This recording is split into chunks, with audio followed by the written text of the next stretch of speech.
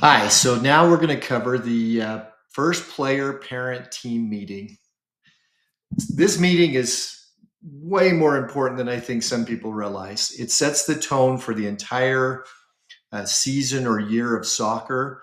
It gives confidence to the parents and players about who you are, even if you don't feel confident because you're a brand new coach, or if you're a more advanced coach that just isn't as comfortable holding these kind of team meetings.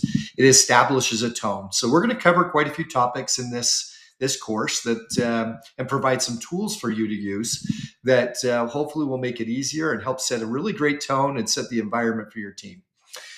So why does this meeting matter? Probably more than you even think. Well, like I said, it's your first chance to make a good impression on your team. You know, are you organized? Did you show up on time?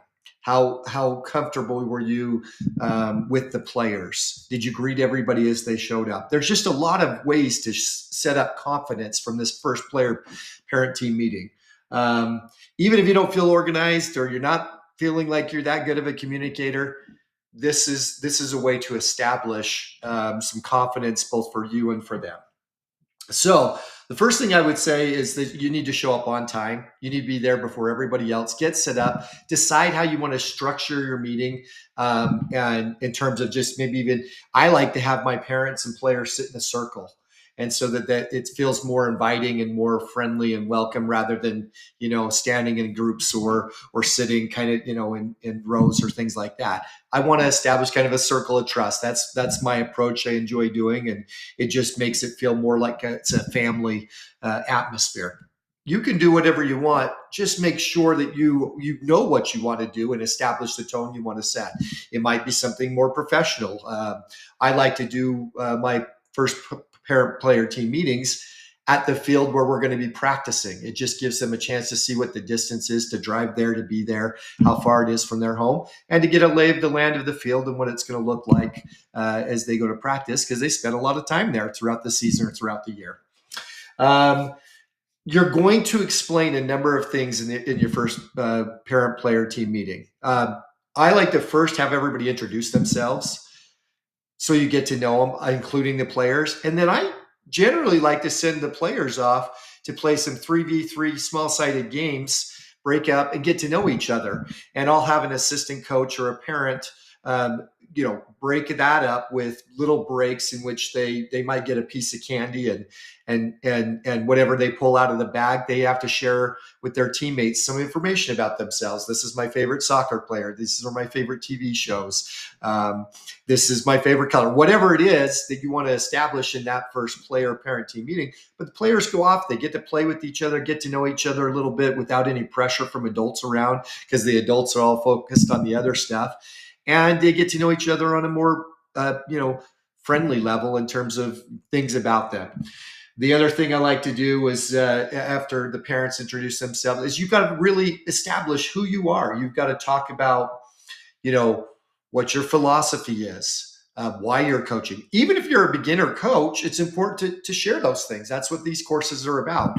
You need to let them know what you're about, and everything from how you greet people at the meeting, how you set it up and structure, organize it, talk with the players, share with the parents. The whole thing is going to establish a tone of your coaching philosophy and what you're going to do. I like to establish things for practices, games, rules of the team. By doing that, you're setting yourself up for success and not having difficulties later, because you can always refer back to, hey, this is our basis of what we're doing. It holds you accountable to follow what you want to do. And it also allows parents and players to not be confused about what the approach is going to be. And we'll kind of go through, what the settings of that are and what that means and why it's important. So like some examples, parents yelling from the sidelines, how you handle playing time, how you handle positions, any conflicts that arise. So let's go through a few of those things.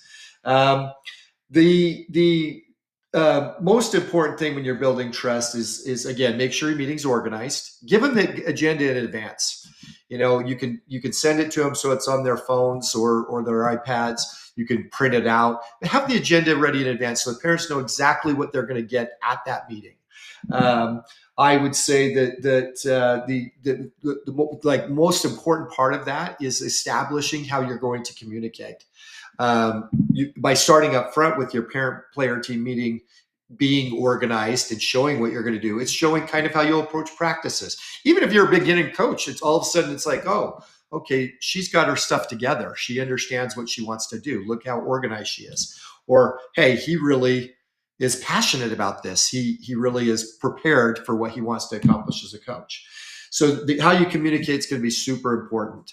The second part of that is like throughout the year, how are you going to communicate? Is there an app? Are you using a team app for your club or for rec? If you don't have one, or if it's a rec program, maybe you don't use an app. Maybe you just use something like WhatsApp to communicate. Maybe you have a texting group. Whatever it is, let them know. This is how I'm going to communicate. This is how you can communicate with me throughout the year on different topics. You establish how often you want to communicate. Some coaches don't like a lot of communication from parents. They like to have that communication with players, especially at the older age groups. As players get into high school or the more advanced type of soccer, they want to have those interactions more with the players than with the parents. At the younger ages, obviously, it's going to be more with parents.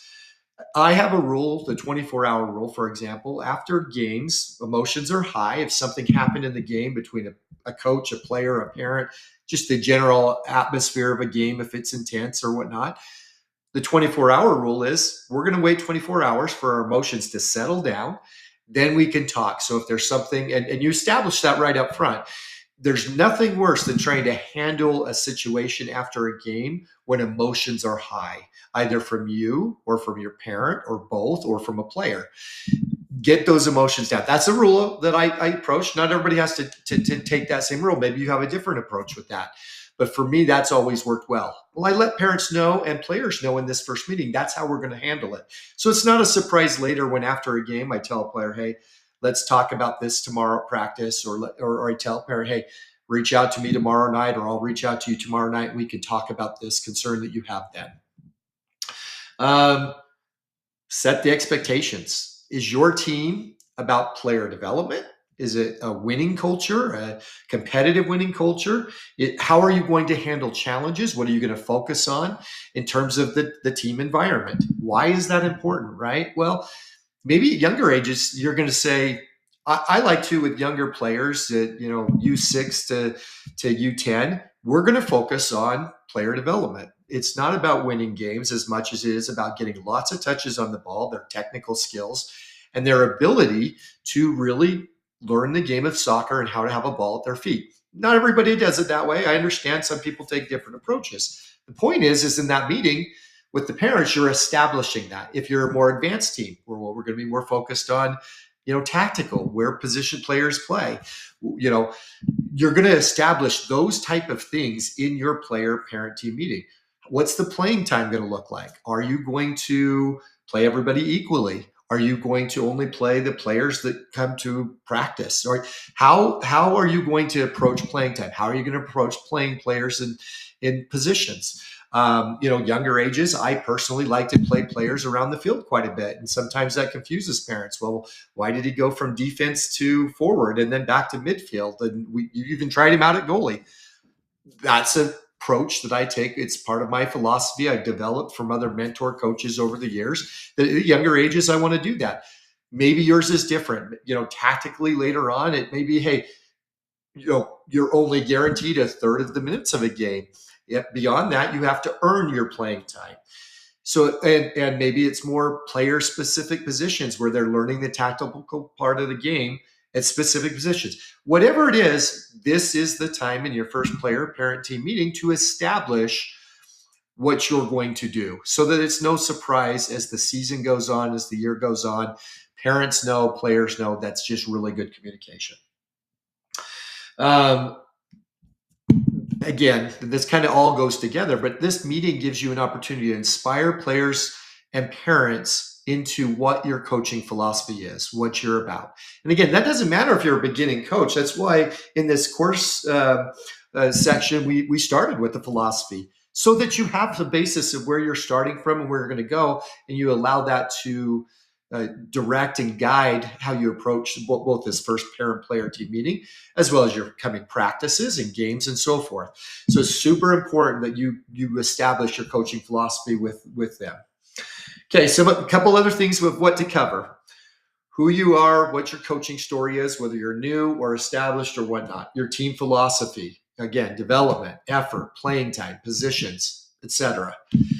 Player expectations. What's the attitude? What's the attendance? What's the effort? I am really big on telling my parents and players at any age level I've coached that there are really only two things that they can control, and that's their effort and their attitude. And what that means, that's part of my philosophy. So I make sure that that's a big part of this first meeting every year, even if players have heard it from me before. What are their parent expectations? The communication, sidelines, hugely important. I personally, as a coach, like to establish I'm the coach, your player is the player, the referees are the referee, and you are there to watch and enjoy, not coach, not referee, not do anything that would detract from my ability to coach my players. So I established that right in the parent meeting with my players' parents. Hey, I want my voice to be the voice they hear. If something needs to be given instruction-wise, I want them focused on what I'm teaching. I'm the one that's in practice teaching them. My assistant coaches are there. We are establishing an approach and a philosophy and so forth. And if you're on the sideline and little Johnny's looking at you rather than looking at us, they're not learning what the team and individual player development is that we want them to do. And so, that's important to establish right up front. You may take a different approach with your parents. I've found that that's super helpful. It really manages and organizes the expectations of players and parents so that the players are focused on the coaching that's coming from the coaches rather than from their parents. And I talk about what to do on the way to the game and on the way home from the game, how to be a supportive parent. Whatever it is you want to do to establish it, just make sure you share it in that first meeting. Same thing goes with volunteer type things. Holding team parties outside of soccer practices and games.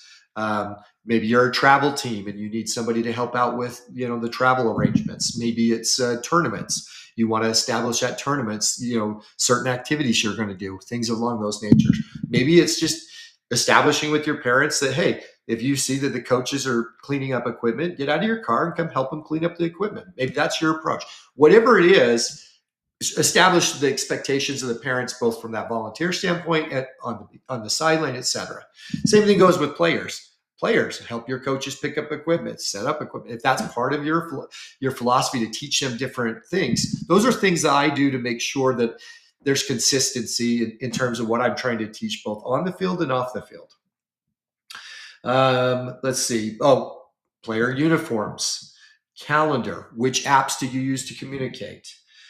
Basically, what your team rules are and what things are non-negotiable. You be clear and kind in the way you express it in this meeting, but you establish all of these things I just talked about right up front. Now, listen, in this course, I've provided some agendas for player-parent team meetings, different age groups from, the young age groups to academy to later on club soccer to rec soccer to high school soccer. There's a number of agendas. They're in Spanish as well. Those are yours as part of this community to use how you will. So you can take what I've established and what I've done and make it your own. I just wanted to give you a basis of something to start with and hopefully make this content in this course well worth your time. Super important, though, that you establish the player-parent atmosphere and tone for your team through this first player-parent team meeting.